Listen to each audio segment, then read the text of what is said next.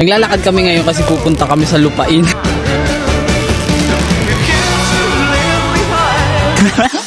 Alam mo talaga yun. Sa lupain ni Azaraya. Alim ka po eh. Eto na, mag-aasikaso na kami ng mga papel. Kasi, Yun na yun. tara, samahan nyo kami pumunta sa lupa. So, tingnan nyo kung maganda. Ano naman kung di maganda? Bahala kayo. Hindi, joke lang. Dadaan tayo doon? Dadaan tayo doon. Dadaan ka? Pupuntahan natin. Init nun. Oo, ay. Mamaya na lang pagpa-uwi. Yung lupa pala namin ay nagsusukat siya ng 320 square meter. Kaya na doon yung bungalow ni Raya. Tapos, dito kami titira sa... Secret. Andito kami sa Bicol. Saan nga ba sa Bicol, no? Malawak kasi ang Bicol eh. No? Oo. Basta dito sa Bicol. Bakit gusto mo manirahan dito sa Bicol? Yan ang malaking tanong. Bakit Sabihin mo lang. sa akin na yun. Sa'yo na yun? Hindi. Kahit isang ano lang. Ano, parang may peace. May ipis. Wala bang ipis sa inyo? Ha? So, Basta, Iba yung pakiramdam. iba ang pakiramdam. Gusto niya daw sumubok ng bago. Oo. Maganda kasi mag-explore tayo, ganun. Uy, kakadating lang namin kanina. Oo. Kakadating lang namin kaninang alas 8. Tapos, lakad ngayon ng papel. Tapos, mamaya mga alas 8 din ng gabi. Biyahe din kami. Uwi na kami sa Manila. Yung balikan lang. Yun lang ang purpose yung sa papel. So, mamaya samahan nyo kami sa lupa. Yo. Let's go! Bye! Porket may tao, nagpaalam na. Yeah.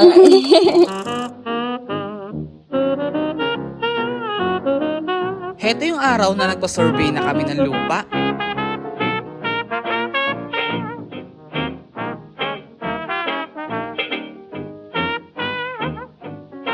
Pagkatapos ma-survey ng lupa, ay umuwi na kami sa Manila kasi may trabaho rin kami at busy na sa pararating na birthday ni Raya. Kaya nung okay na yung papel, hindi agad namin napermahan. Kaya ngayon pala mapepermahan, tapos waiting kaming manotary. Kaso uuwi na kaming Manila, kaya kapag na-notary, babalik kami dito. So yun guys, nandito na kami sa lupa. Oh! Raya, this is it, pansit. Raya, ito yung birthday gift namin sa'yo and talagang katas ng paghihirap yan. Walang halong sugal. So ayun, habang lumalaki ka, at least meron na kaming peace of mind na, ayan, meron kaming papamana sa'yo na if ever man na mawala, kami agad. Dito tayo mamumuhay ng masaya at maayos and kasama si Lord, syempre, probinsya para magandang disiplina yung maipabigay namin sa iyo. Hindi ko sinabing pangit yung disiplina sa Manila, pero iba pa rin yung probinsya eh. Alam ko naman yung mga taga Manila, nangangarap yan na after nila makaipon, uuwi sila ng probinsya at doon sila mamumuhay. Kasi sa Manila, parang gawaan lang yan ng pera eh. Raya, eto regalo na to sa iyo is malaking bagay. Kaya nagpapasalamat kami na Angelica kasi kung sa iba maliit na bagay ito, sa amin napakalaking bagay na to kasi hiling to ng iba na nagagawa namin. Hiling to ng iba na nagagawa namin. Kung mapapansin nyo, may mga tanim-tanim pa. Ikaw naman. So, nung nabili namin to kasi dahil wala pang may-ari noon that time, may nakatanim dito. Pero syempre, sabi namin, mag-ani muna sila bago nila baklasin. Ganyan kami kabait. Buhat ng bangko Maganda pa dito, may ano siyang kasama. So, ito na yung lupa namin. Ang sukat niya is 320 square meter. Okay, na yun yung muhon and na yun yung isang muhon. Ganyan kalawak. So, ang haba nun. Doon na yun sa pinakadulo doon. May nyug na kami, may panggata kami. Payong ka. So, may 3 kami nyug na puno. Ay, hindi. May 2 puno kami na nyug. Yes. Ay, 3 yata sa atin pa yata yun. 3 nga daw. Basta't may 3 kaming puno na nyug dito. Ito yung una namin nyug. Kaso ano na siya eh. Ano to, lupa tour? Patay na yan eh. Tapos, ito yung mga tanglad namin. Pang tinola. Ayan. Just in case na mga nakulit ako, hindi na ako mahirapan maghanap ng mga, hindi na kami bibili si Jay sa RP na. M2. M2, yung mga tanglad. Pampagata. So, ito yung sitawan namin. Ano nga ito? Ito yung kasaba. Okay. Bibusiness kasi kami ng kasaba cake. Mag-dessert kami. Oo, kasaba. So, hanggang dulo basta yan, malayo. Malayong dulo. Ito yung pangalawang nyug. Hindi ko alam kung kasama ito eh. Kasama yun, Jay. 3 nyug daw. Sige nga, wait lang ha. Punta natin. Andito ako kasi nung ano na yun eh. Wait. 3 nyug. What a life. Ay, oo. Oo nga. Ayun guys, 3 nyug. Ooh, swerte. May panggata na. May pang Bicol Express na si Angelica. Yee! Pero buhay pa. Oh, buhay pa. May bunga nga, oh. Tapos ito buko. Ah. Fresh buko. Buko. Huwag natin tanggalin yan. Ito lang yung patay. Kahit buhay naman yan, tatanggalin yan eh. Oh, ito na guys, namumunga na yung sitaw. Ayan na, namumunga na yung sitaw. Sige lang po, ani lang po kayo ng mga 2-3 anihan and pwede nyo I na pray na tanggalin. marami kayong maani. Ano masasabi mo at may lupa ka na? Happy. Thank you, Lord. Siyempre, happy ako kasi, may patutunguhan yung mga, binigay ni Lord sa atin. And, ayun, finally, mayroon kaming lupa. And, meron na kaming regalo kay Raya. Tapos, yun lang.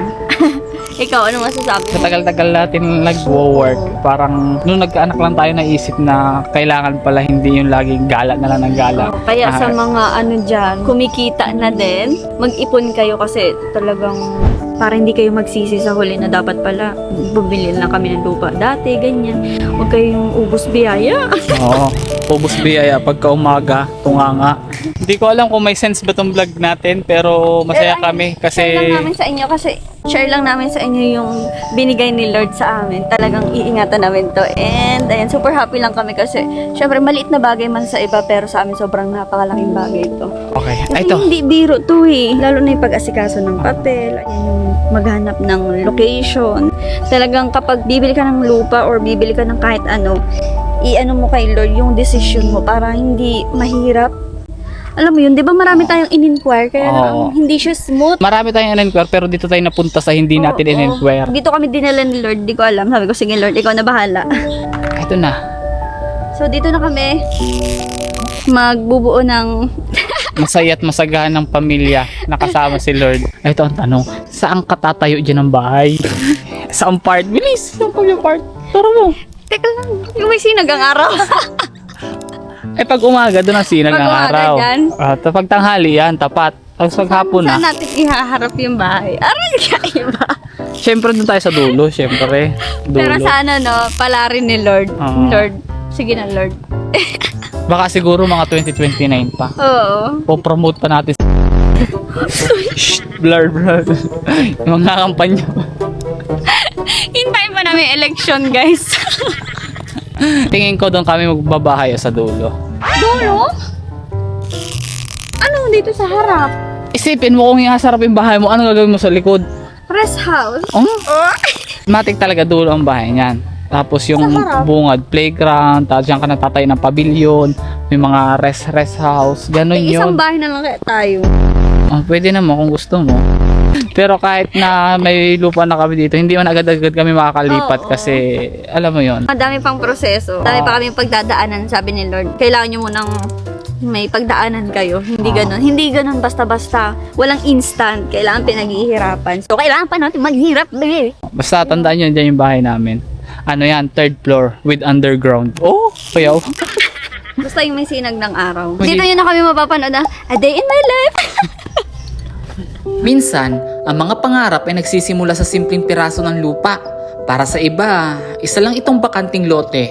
Pero sa amin, heto ang simbolo ng mga panalangin na unti-unting tinutupad ng Diyos. Nakakatuwa lang isipin kasi yung dating pinagdarasal namin ay meron na kami. At mas lalo kami nagpapasalamat dahil alam namin may mga taong hanggang ngayon ay pinapanalangin pa ang ganitong pagkakataon. Hindi sa pagmamayabang, nagpapasalamat kami dahil sa bawat biyaya ay hindi lang bunga ng pagsisikap, kundi gabay at tamang oras na binigay ng Diyos. Kung may pangarap ka rin, huwag kang susuko dahil darating din ang araw na ang hinihiling mo ngayon ay magiging kwento mo rin ng pasasalamat. Kaya tuloy lang ang pangarap, sipag at pananalig. Isang araw, mapapasabi ka na, thank you Lord. Dati ko tong pinapangarap, ngayon hawa ko na. Nabisita na namin kayo sa lupa namin and sana next month, next year, bye na no?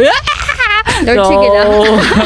So, Sabi ni Lord, masyado na kayong nai-spoiled, ha? paano kung kubo lang ibigay ko sa inyo, magre-reklamo ka kami ni Lord. Okay lang. Kung sakali man may malaking bahay kami dito, may kubo sa likod or sa harap. Ayos lang ako pangarap mo, ha? Siyempre. Malay mo, nabalikan natin tong video na to.